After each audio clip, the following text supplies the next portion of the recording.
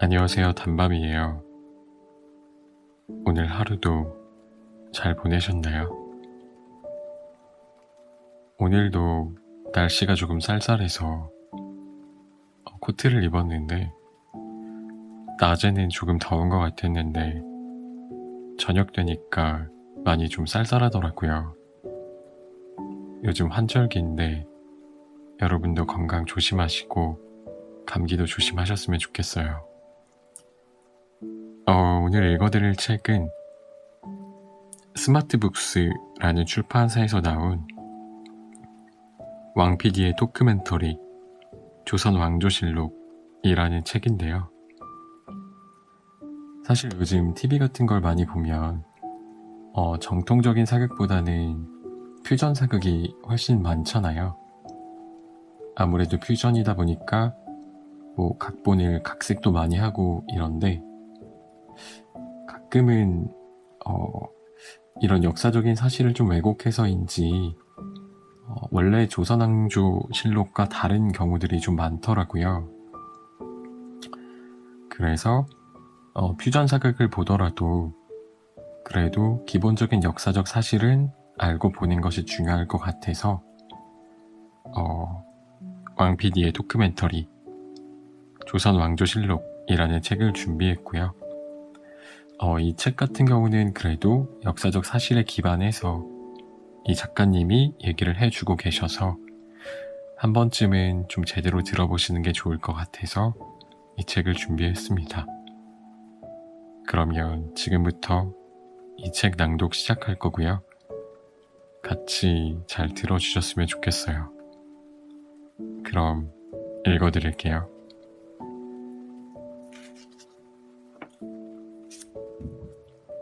화려한 즉위식은 없었다. 왜 어좌 옆에 섰을까? 조선 왕조실록의 첫 문장은 이렇게 시작된다. 태조가 수창궁에서 왕위에 올랐다. 수창궁은 개경에 있는 고려의 궁궐이다. 태조 이성계는 즉위식 날 잠저에서 말을 타고 수창궁으로 갔다. 그리고 수창궁 앞에서 말에서 내려 걸어서 전으로 들어갔다. 어좌에 앉지도 않았다. 어좌 옆에 서서 신하들의 할애를 받았다. 그리고 즉위연설을 마친 후 신하들에게 평소대로 업무를 보라고 하고 자기 집으로 돌아갔다. 조선 창업군주의 즉위식은 이렇게 끝났다. 역성혁명으로 고려를 무너뜨리고 조선을 창업한 태조의 즉위식. 이성계는 말을 타고 단촐하게 즉위식에 갔던 것이다.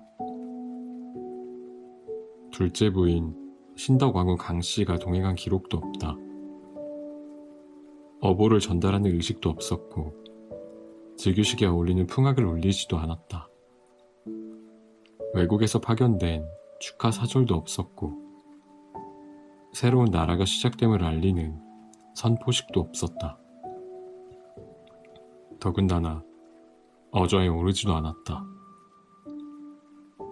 왜 어좌에 오르지 않고 어좌 옆에 섰을까?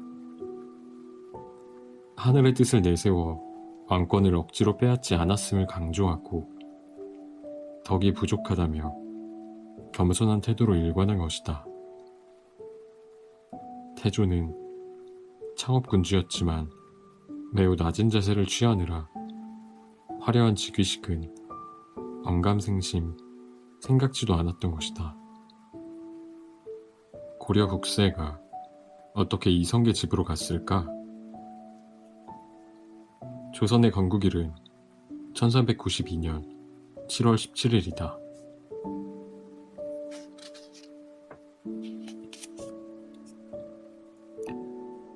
조선 왕조실록의 기록도 이때부터 시작된다. 태조 이성계가 왕위에 오르기 5일 전 고려의 시중, 백음련 등이 고려 공민왕의 정비였던 왕대비 안씨에게 고했다. 지금의 왕은 도리를 잃었고 백성의 민심도 떠났습니다. 사직과 백성을 다스릴 수 없으니 패하십시오. 왕대비 안씨는 신하들의 의견을 받아들여 공양왕을 패하는 교지를 내렸다. 밀직사의 종 이품, 동지 밀직사사 남은과 문화부의 종 이품, 문화평리 정의계가 공양왕이 머무는 궁으로 가서 왕을 패하는 교지를 전했다. 공양왕은 두 서너 줄기 눈물을 흘렸다고 한다. 나는 원래 왕이 되고 싶지 않았다. 여러 신하들이 강제로 왕으로 세웠다. 내가 어리석어 조정이 돌아가는 형편을 잘 몰랐다. 어찌 신하들의 심정을 거슬린 일이 없었겠는가. 고려의 마지막 왕 공양왕은 국세와 왕위를 물려주고 원주로 추방당했다. 500여 년간 한반도를 다스렸던 고려는 이렇게 역사의 무대에서 사라지게 된다. 왕의 자리가 빈 것이다. 왕대비는 공양왕으로부터 넘겨받은 국세를 보관하고 그 다음 날 교지를 내려 실질적으로 이성계가 국사를 맡게 했다. 이성계는 즉위하기 4일 전에 사실상 국정을 소나기에 넣었던 것이다. 즉위식 하루 전인 16일 백응명, 조준, 정도전 등 조정 대신 50여 명과 이품 이상으로 70세가 넘어 퇴직한 한양 기로들이 고려의 국세를 받들고 이성계의 집으로 찾아갔다. 사람들이 골목을 빼곡히 메우고 있었다. 이성계는 둘째 부인 강씨와 물에만 밥을 먹고 있었다. 이날 친척 부인들도 문안 인사를 드리러 와 있었는데 사람들이 집 주변에서 웅성거리자 놀라서 달아나 버렸다고 한다. 이성계는 대문을 걸어 잠그고 집 안으로 들어오지 못하게 했다. 조정 대신들은 집 밖에서 기다리다가 해질 무렵이 되자 대문을 밀치고 마당으로 들어갔다. 그리고 고려의 국세를 마루 위에 올려놓고 국세를 받으라고 청했다. 이성계는 두려움에 떨며 어찌할 바를 몰랐다고 한다. 이윽고 이성계는 조카이자 부하였던 이천우의 부축을 받으며 침실 밖으로 나왔다. 밖에서 기다리던 조정 대신들이 줄줄이 늘어서서 절을 올리고 북을 치면서 만세를 불렀다. 그리고 이성계에게 왕위에 오르기를 청했다. 고려는 건국 이래 500년이 되어 그 운이 다했습니다. 공양왕은 사직과 백성을 다스릴 수 없음을 알고 스스로 사저로 물러났습니다. 나라의 정치와 군에 관한 일은 매우 번거롭고 중요하므로 왕의 자리는 하루라도 비워둘 수 없습니다. 왕위에 올라서 신하들과 백성들의 기대를 따르십시오. 이성계는 여러 번 거절하다가 이윽고 입을 열었다. 예로부터 제왕이 일어나는 것은 하늘의 뜻이 있어야 한다. 나는 덕이 없는 사람인데 어찌 감히 이를 감당하겠는가.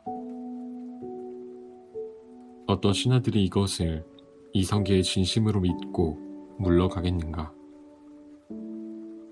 신하들이 다시 간절하게 왕위에 오르라고 권하자 그제야 이성계는 마지못한 듯 수창궁으로 가겠다고 했다.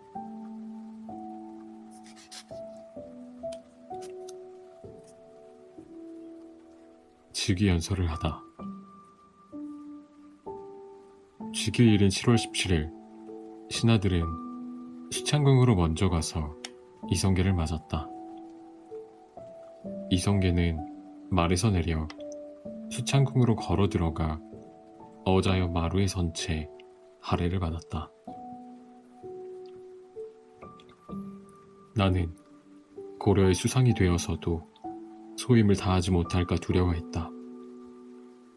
어찌 오늘 이 자리에 오를 것이라고 생각했겠는가.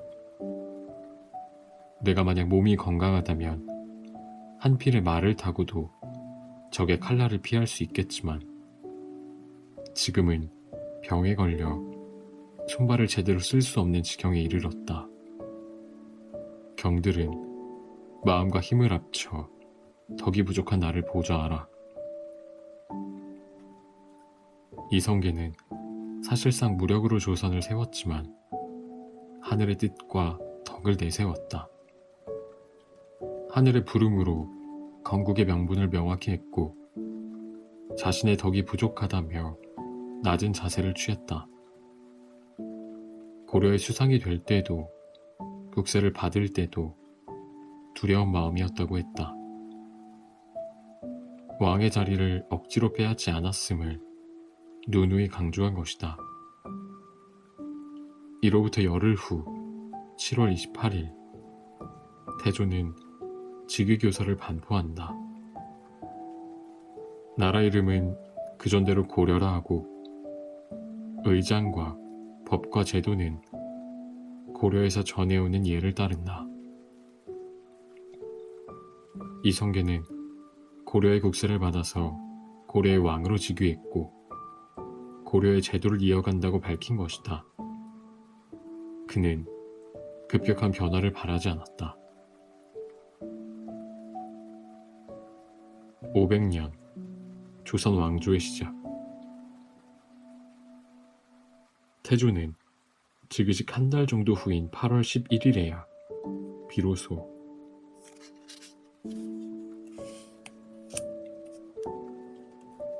어자에 앉아서 조회를 했다.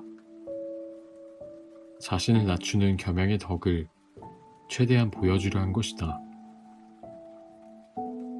조선의 국호가 정해진 것은 직위교서 반포 약 7개월 후이다. 태조는 즉위 며칠 후 밀직사의 조임을 명나라에 보내 공양왕을 대신해서 나라를 다스리게 된 배경을 설명하고 황제의 재가를 바라는 표문을 전달했다. 이때 태조가 사용한 직명은 권지고려국사였다. 임시 벼슬이란 뜻으로 권지라는 말을 쓰고 자신을 왕 대신 국사라고 일컬은 것이다. 조임은 3개월 후 명나라 황제의 외교 문서를 가지고 돌아왔다. 고려는 산이 경계를 이루고 바다가 가로막아 하늘이 동이를 만들었으므로 우리가 통치할 곳이 아니다. 나라의 국호를 어떻게 바꿀 것인가를 빨리 알려달라. 태조는 국호를 가지고 명나라로 갈 적임자를 고민했는데 마침 예문관 학사 한상질이 가겠다고 했다. 한상질은 신하들이 모여서 논의한 조선, 화령의 2가지 국호를 가지고 갔다. 조선은 단군조선과 기자조선에서 따왔고 화령은 이성계의 고향 북동면 영흥의 옛 이름이다. 이에 황제는 다음과 같은 문서를 보냈다. 조선이라는 이름이 전에서 내려온 지 오래되었고 아름답다. 태조는 나라 이름을 조선으로 바꾸고 1393년 2월 15일에 선포했다. 즉위 약 7개월 후 나라 이름이 정해진 것이다. 국호를 정한 기쁨에 전국에 사면령을 내렸다. 도읍을 정하라. 새 나라의 새 터전을 찾아서 태조 이성계는 왕조가 왕씨에서 이씨로 바뀌었지만 급격한 변화를 원하지 않았다. 1392년 7월 17일 고려의 국왕으로 즉위했고 열흘 뒤 발표한 즉위 교서에서도 국가의 기본 방침은 고려의 예를 따른다고 했다. 그러나 고려로부터 물려받고 싶지 않은 것이 있었다. 바로 땅으로. 고려의 도읍지 개경을 벗어나고자 했다. 태조는 즉위 한 달 후 국가의 최고 정무기관 도평의사사의 도읍을 한양으로 옮기도록 지시했다. 천문과 책력을 담당하던 서운관은 고려 말부터 개경 땅의 기운이 약해졌으니 한양으로 도읍을 옮기자고 여러 차례 주장해왔다. 태조는 이염에게 한양에 있는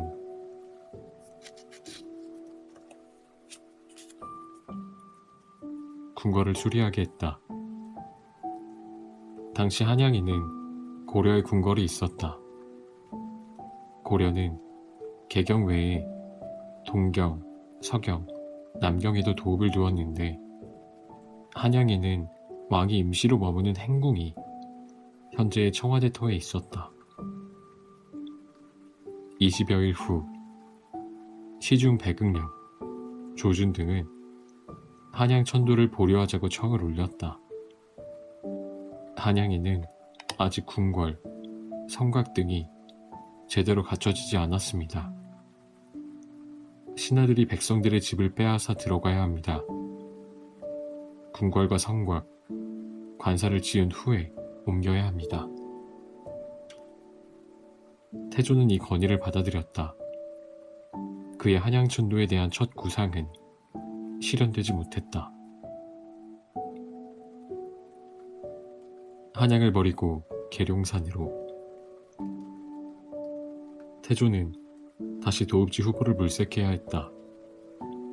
그 윤곽은 즉위 2년차 새해에 드러나게 된다.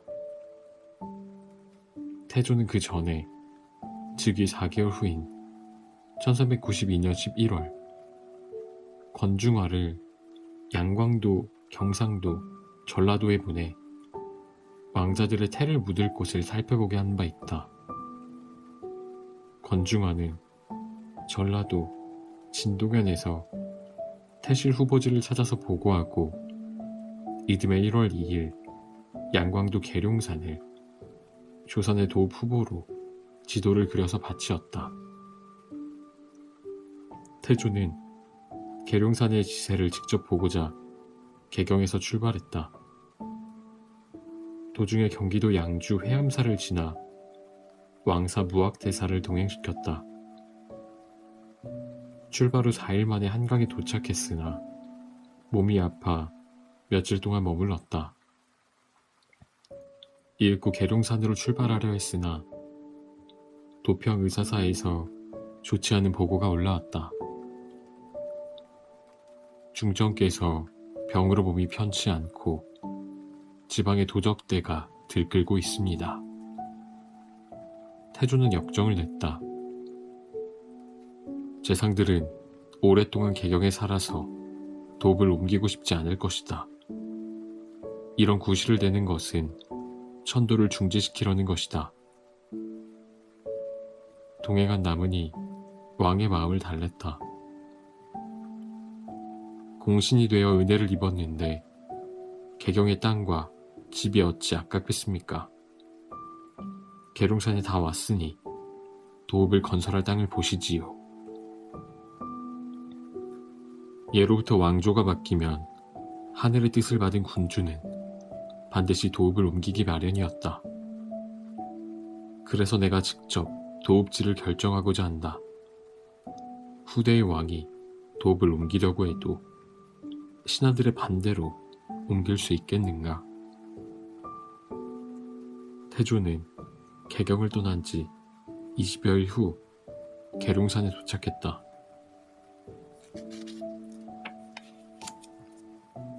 서운관 책임자 권중화는 종묘, 사직, 궁궐, 시장터를 도면으로 그려서 바쳤다. 태조는 계룡산의 터를 돌아보면서 신하들에게 백길, 도로, 성곽터를 살펴보게 하고 풍수학자 이양달 등에게 땅의 형세를 알아보게 했으며 판내시부사 김사행에게 먹줄로 땅을 측량하도록 했다. 도읍지로 정하기 위한 매우 구체적인 조치를 취한 것이다. 태조가 높은 언덕에 올라 땅의 모양을 살펴보고 어떠냐고 묻자 무학대사가 답했다. 쉽게 알 수 없습니다. 아마도 무학대사는 계룡산이 도읍지로 적당하지 않다고 판단한 것 같다. 알 수 없습니다라는 답에는 부정의 의미가 담겨 있다. 그럼에도 태조는 계룡산을 도읍지로 정하고 일부 신하들을 남겨서 도읍지 건설을 감독하게 하고 개경으로 돌아왔다. 두 번째 좌절. 태조는 40여일 후 계룡산을 중심으로 한 81개의 주연, 부곡, 향소의 행정구역을 개편했다. 계룡산이 제도적으로도 조선의 도읍으로 확정된 것이다. 도읍지 공사도 착착 진행되고 있었다. 그러나 계룡산 신도읍지는 10개월 후 운명이 바뀌었다. 경기 좌우도 관찰사 하윤이 올린 상소가 발단이었다. 도읍은 나라의 중앙에 있어야 합니다. 계룡산은 남쪽에 치우쳐 있습니다. 나라의 동쪽, 서쪽, 북쪽 지역에서 너무 멉니다. 또한 계룡산은 산줄기가 건방위에서 오고 물은 솜방위에서 흘러오니 이는 송나라 음양 지리학자 호손신이 말한 물이 오랜 생명을 다해서 쇠하고 패망이 곧 닥치는 땅입니다. 도읍지로 적당치 않습니다. 태조는 하윤의 주장을 조사할 검증단을 꾸렸다. 검증단은 고려 왕조 여러 능의 길흉을 조사하여 그 결과가 하윤의 주장과 일치한다고 보고했다. 결국 태조는 새 도읍의 공사를 중지시켰다. 도읍을 옮기기 싫어했던 중앙과 지방의 관리들은 기쁨을 감추지 못했다. 두 번째 도읍지 후보 계룡산도 이렇게 좌절됐다.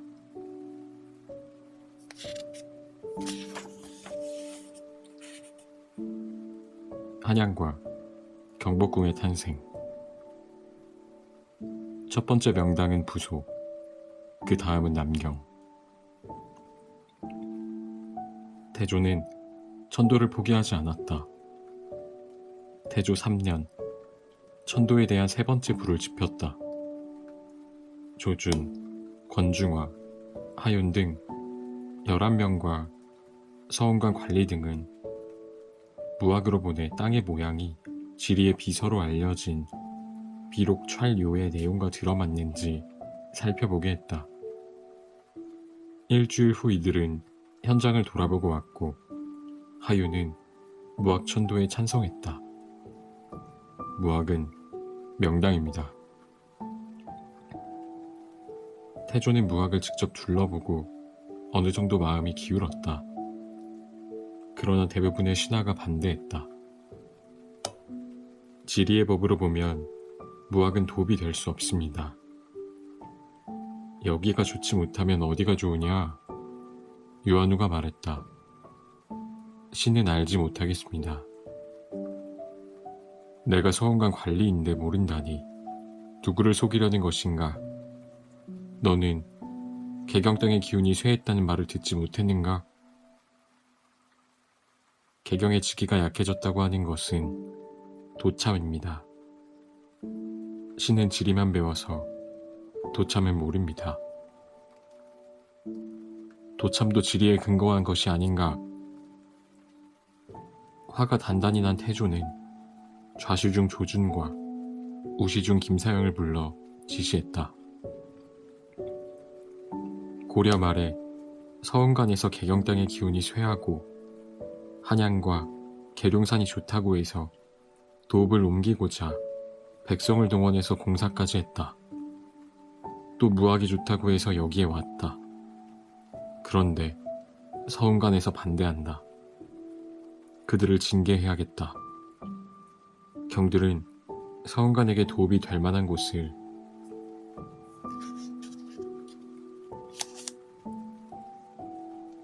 다시 추천하게 해라. 서운간은 외부 인사로서 서운간 책임자를 겸하고 있는 최윤과 함께 문서로 의견을 올렸다. 우리나라에서 첫 번째 명당은 부소이고 그 다음은 남경입니다. 개경에 있는 부소가 으뜸이고 고려 궁궐이 있는 남경이 그 다음이라는 것이다. 서운관 내부에서조차 의견이 나누어져 있었다. 내심 개경을 떠나기 싫어하는 신하들이 상당수 있었음을 알 수 있다. 태조는 무학에서 하룻밤을 보냈다. 도읍지를 결정하는 데는 아직도 여러 난관이 남아 있었다. 정도전의 시기상조론. 태조는 왕사 무학대사를 무학으로 부르고 신하들에게는 의견을 올리라고 지시했다. 조선의 장자방으로 자부하던 판삼사사 정도전이 가장 먼저 의견을 올렸다. 무학은 나라의 중앙에 있고 백길이 통해 좋습니다.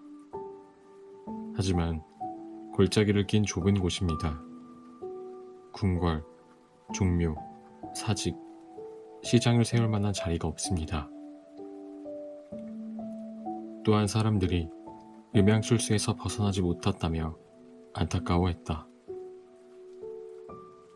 주나라가 800년이나 계속된 것은 지리의 운수에 달린 것이 아닙니다. 한고조 유방은 항우가 버린 관중 땅에 도읍을 세웠지만 오히려 나라가 번창했습니다. 나라를 잘 다스리는 것은 땅의 성세가 아니라 사람에게 달려있다고 주장한 것이다. 또한 정도전은 지금은 도읍을 옮기기보다 무너진 기강을 세우고 백성들의 힘을 길러 나라의 터전을 굳건히 하고 때를 기다려야 한다며 이렇게 결론을 맺었다. 인사를 다한 후에도 불길함이 있다면 점을 치십시오. 인재의 중요성을 강조하면서도 불길하면 점을 치라고 한 것이 이치롭다. 성성린과 정총 등은 여전히 개경의 미련을 갖고 있었다. 개경의 부소는 명당으로 고려만을 위한 땅이 아닙니다. 후대 왕의 도읍지로 이치에 맞습니다. 반면 하윤과 이직은 무학의 무게를 두고 특히 우리나라 비결에서 예언한 삼각산 남쪽으로 하라, 한강에 임하라, 부산이라 는 곳이 무학이라고 주장했다.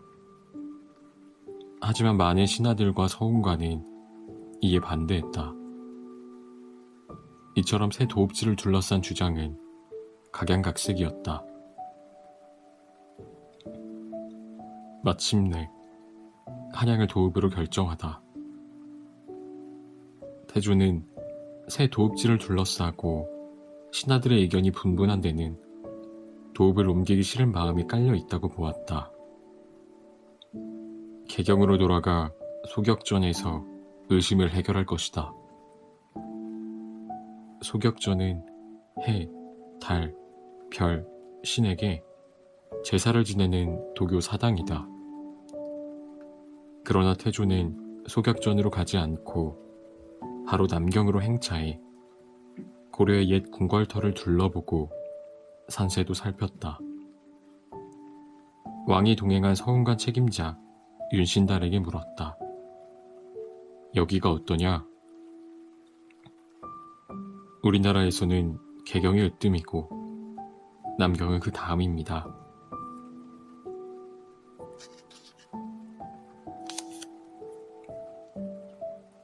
이곳의 단점은 북서쪽이 낮아서 물이 마른 것입니다. 태조가 말했다. 개경도 어찌 부족한 점이 없겠는가. 이곳의 땅이 뻗어나가는 모양을 보니 도읍이 될 만한 곳이다. 더욱이 한강을 통해 배로 물건을 실어 나를 수 있고 동서남북에서 사람이 오가는 거리가 같아 국토의 중심이니 백성들이 편리할 것이다. 태조는 동행한 무학대사의 조언도 구했다. 무학대사가 말했다. 남경은 사면이 높고 수려하며 중앙이 평평하니 성을 쌓아 도읍으로 정할 만합니다. 그러나 여러 사람의 의견을 따라서 결정하소서. 대부분의 대신들은 조건부 찬성을 했다. 꼭 도읍을 옮기려면 남경이 좋습니다. 그러나 하윤과 양원식은 소수 의견을 냈다. 남경의 산세는 볼만하지만 풍수지리는 좋지 못합니다. 광실원 동쪽의 개족산이 도참비결의 주장과 비슷합니다. 태조는 도읍을 독단적으로 정해 밀어붙이지 않았다. 서운관, 풍수지리학자, 무학대사, 여러 신하들과 논의를 거쳤고 찬반 의견도 낱낱이 들었다. 지리책도 공부했고 계룡산, 무학, 남경을 답사했으며 소수 의견이 나온 광실원 동쪽, 개격, 도라산 등도 살펴봤다. 조선 초기의 지혜를 모두 모았고 할 수 있는 일을 다 한 것이다. 이제 지도자로서 결정을 내려야 했다. 결국 태조는 즉위 3년 8월 13일 남경, 즉 한양을 도읍으로 정한다. 조선 초기 최고 정무기관 도평의사사는 태조의 결정에 호응했다. 태조가 천도를 결심하고 3년의 노력 끝에 결실을 맺은 것이다. 여기서 도읍을 정한다는 것은 좁은 의미로는 궁궐터를 정하는 것이다. 현재의 경복궁은 태조가 정한 남경이 아니라 약간 남쪽으로 내려와 있다. 여기에는 이유가 있다. 경복궁이 남쪽으로 내려온 이유. 태조는 신도 궁궐 조성도감을 설치했다. 땡땡 도감은 어떤 목적을 이루기 위해서 설치하는 임시기구이다. 예를 들어 왕의 무덤을 조성하는 것은 산랭도감이다. 신도 궁궐 조성도감은 말 그대로 새 도읍지의 궁궐을 짓기 위한 임시기구이다. 도읍을 건설하기 위한 본격적인 준비 작업에 들어간 것이다. 태조는 종묘, 사직, 궁궐, 시장, 도로의 터를 구체적으로 정하기 위해 판문화부사 권중화, 판삼사사 정도전, 신도 궁궐 조성도감의 판사 3명, 심덕부, 김주, 이직, 그리고 좌복야, 남은 등을 한양으로 다시 보냈다. 그런데 이들 준비단은 태조가 정한 남경의 궁궐터가 너무 좁다고 판단하고 그 남쪽의 평탄하고 넓은 곳을 궁궐터로 정했다. 이곳을 선정한 데는 북쪽의 백악산을 주맥으로 하고 여러 산맥이 굽어 들어와서 지세가 좋은 것도 한몫했다. 풍수지리를 충분히 고려한 것이다. 이렇게 지어진 것이 현재의 경복궁이다. 드디어 한양으로 옮기다. 태조는 도읍을 정한 2개월 후 한양으로 거처를 옮겼다.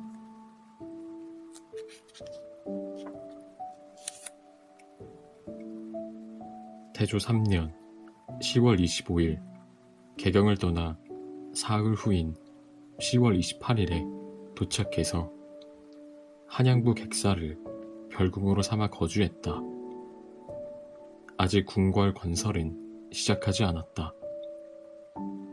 태조는 도평의사사 서운관이 신도 궁궐 조성도감과 함께 도면으로 그려 올린 종묘와 사직터를 둘러보았다. 그해 12월 4일 드디어 종묘와 궁궐 공사가 동시에 시작되었다. 궁궐의 터파기를 시작한 것은 승려들이었다.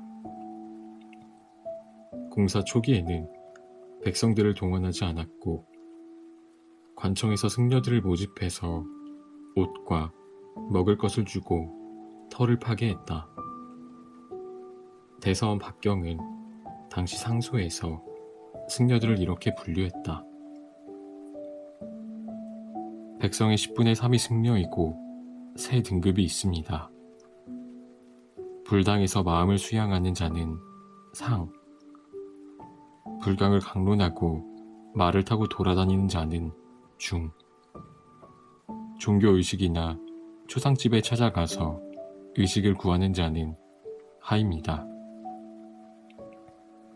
박경은 이 중에서 하등의 승려들을 공사에 동원하고 백성은 농사에 전념하도록 해야 한다고 주장했다. 그러나 승려들만으론 한계가 있었다. 태조 4년 농번기가 끝난 음력 8월에 백성들을 대대적으로 동원했다. 경기 좌도에서 4,500명, 경기 우도에서 5,000명, 충청도에서 5,500명 등 총 15,000명이 동원됐다. 약 50일 후 종묘와 경복궁이 완공됐다. 공사를 시작한 지 10개월 만이었다. 태조 즉위 4년 드디어 경복궁이 탄생했다. 태조는 비로소 제대로 된 거처를 마련했고 조선은 궁궐의 정문을 통해서 나라의 명령을 내리게 됐다.